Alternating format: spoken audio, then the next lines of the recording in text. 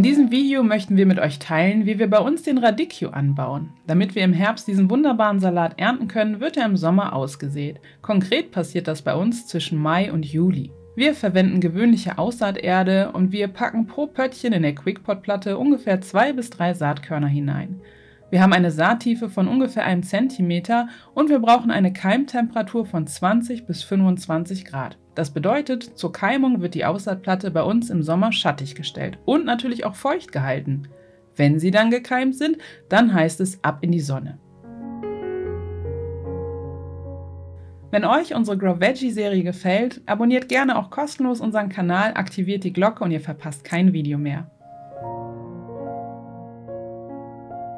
Wenn sie dann etwas größer sind, heißt es gegebenenfalls umpikieren. Also wenn die Pflanzen zu eng in der Quickpot-Platte stehen, dann setzen wir sie um. Oder wenn wir zu wenig Platz haben, nehmen wir auch Töpfchen und setzen sie dann da rein. Als Erde verwenden wir auch hier jetzt eine ganz normale Aussaaterde. Ungefähr 6 Wochen nach der Aussaat ist es dann Zeit für die Pflanzung. Als Vorkultur haben wir in den Beeten stehen gehabt frühen Kohl, dicke Bohne, Salat, aber auch Erbsen und Frühkartoffeln. Je nachdem, was vorher im Boden stand, müssen wir gucken, ob wir aufdüngen müssen. Zum Beispiel, wenn früher Kohl davor stand, dann gucken wir natürlich, dass wir noch ein bisschen Kleedünge einarbeiten. Stehen zum Beispiel aber dicke Bohnen vorher im Beet, dann ist eine Aufdüngung meistens nicht nötig. Der Radicchio gilt als Mittelzehrer und dementsprechend müssen wir schauen, dass wir auch für ihn genügend Nährstoffe haben. Was aber noch viel wichtiger ist, ist der Standort. Der Radicchio braucht unbedingt einen vollsonnigen Standort, denn gerade im Herbst werden die Tage kürzer und ihr wisst es ja, dann ist jeder Sonnenstrahl kostbar. Wenn euch unser Grow Veggie Video gefällt, gebt uns gerne einen Daumen nach oben. Dankeschön! Und mit wem steht der Radicchio gerne zusammen? Er steht gerne in der Nachbarschaft von Gurken, Dill, Borretsch, Fenchel, Kohl, aber auch Schnittlauch. Hingegen nicht so gerne steht er zusammen mit Petersilie, Radieschen oder auch Sellerie. Ein bisschen mehr Platz als übliche Salate braucht der Radicchio dann schon. Also statt den üblichen 30 x 30 verwenden wir hier einen Reihen- und Pflanzabstand von jeweils 40 cm.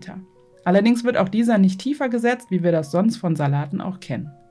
Nachdem wir die Jungpflanzen in die Erde gesetzt haben, heißt es hier natürlich auch angießen. Und was beim Radicchio grundsätzlich auch gemacht wird, wie bei anderen Salaten, ist, wir mulchen.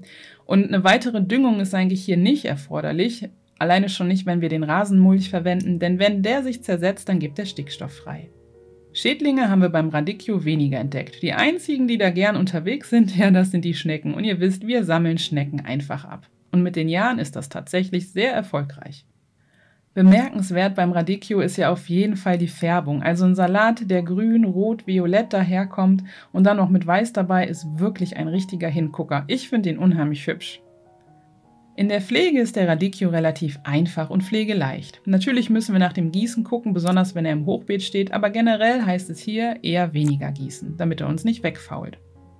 Dieser wunderbare Salat kann dann je nach Aussaat schon ab Ende September geerntet werden.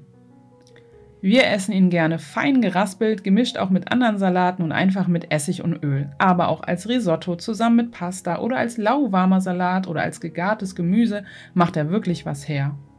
Falls ihr Radicchio bei euch im Garten noch nicht angebaut habt, dann probiert es unbedingt mal aus. Er ist so vielfältig, verarbeitbar und er ist außerdem sehr, sehr hübsch und recht einfach anzubauen.